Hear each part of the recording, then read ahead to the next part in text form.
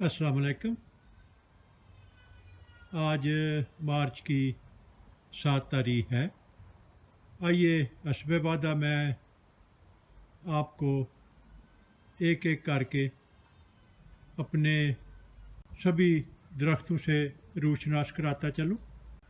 ये प्लम का एक दरख्त है जिस पर गुज़श्ता चंद सालों में मैंने कई पैबंद लगाए हैं।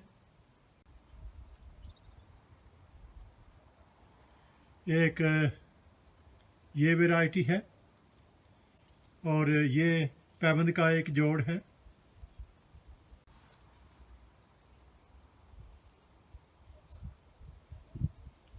ये दूसरी वैरायटी है, ये भी एक पैबंद का जोड़ है जो कि अगर आप गौर से देखें तो आप पहचान सकेंगे यहाँ पे पैबंद लगाया गया था।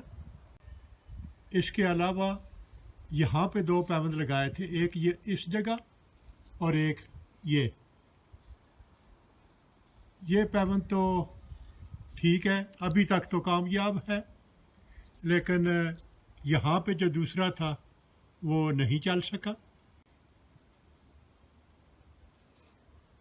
इसके अलावा इस छोटी शाख पे ये एक विप एंड टंग का तरीका इस्तेमाल करते हुए पैबंद लगाया गया था और ये अभी तक तो ठीक है।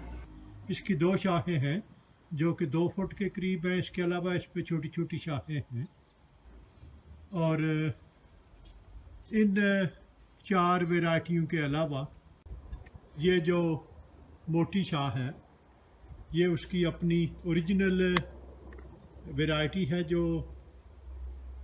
जिसका पैबंद लगाया गया था जब मैंने ये दरख्त ख़रीदा था।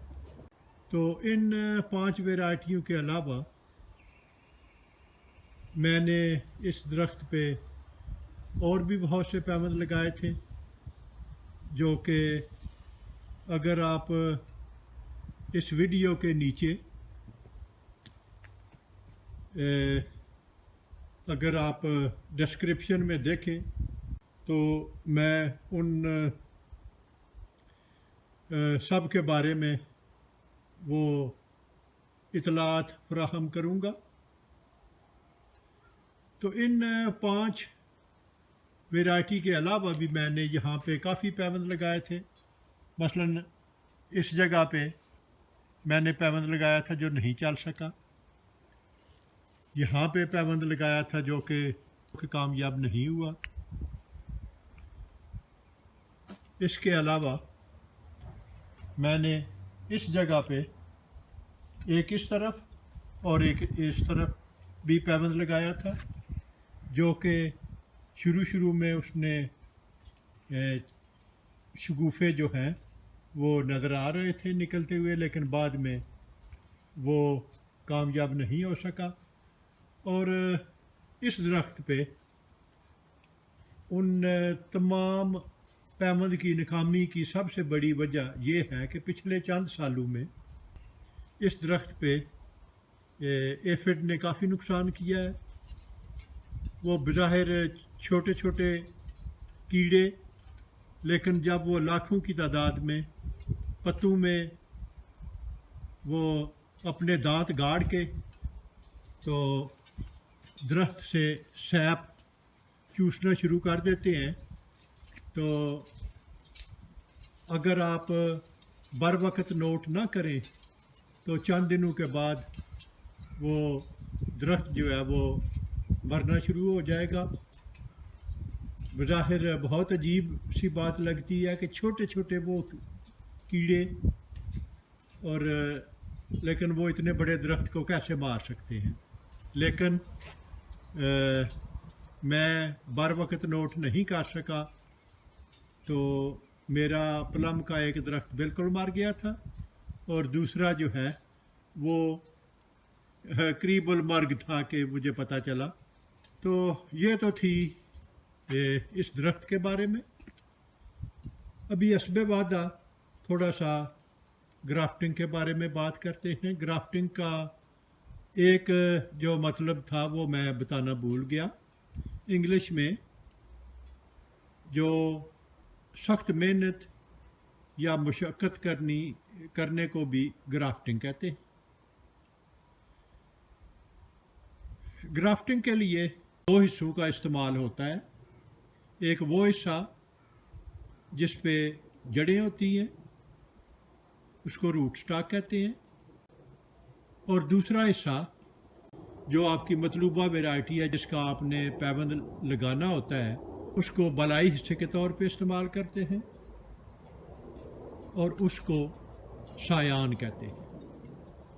تو سایان اور روٹ سٹاک، ان دونوں کا جاننا آپ کے لیے ضروری ہے کہ آپ ان چیزوں کو ذہن میں رکھیں۔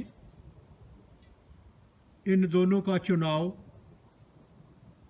کسی نہ کسی خصوصیت کی وجہ سے کیا جاتا ہے۔ مثلاً کچھ زمینیں جو ہیں ایک مخصوص قسم کے جو روٹ سٹاک ہیں وہ زیادہ کامیاب ہوتے ہیں، ان میں کسی بیماری کا مقابلہ کرنے کی صلاحیت دوسروں کی نسبت زیادہ ہوتی ہے، یا ان کی قد و قامت کے لحاظ سے، کیونکہ جڑوں نے نہ صرف زمین سے خوراک حاصل کرنی ہوتی ہے بلکہ درخت کو اس جگہ پہ قائم رکھنا ہوتا ہے۔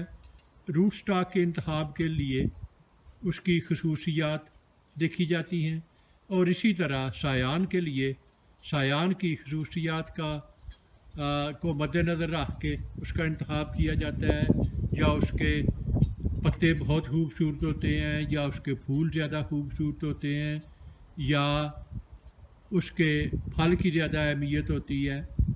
تو ان سب خوبیوں کو مد نظر رکھتے ہوئے روٹ سٹاک اور سایان کا انتخاب کیا جاتا ہے۔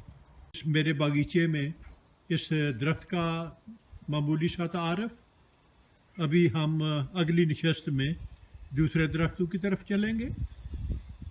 اگر آپ کو میرا کام پسند ہو تو آپ اپنے دوست احباب رشتہ داروں سے شیئر کریں، اور مزید اپڈیٹس کے لیے میرے چینل کو سبسکرائب کرنا نہ بھولیں۔ شکریہ۔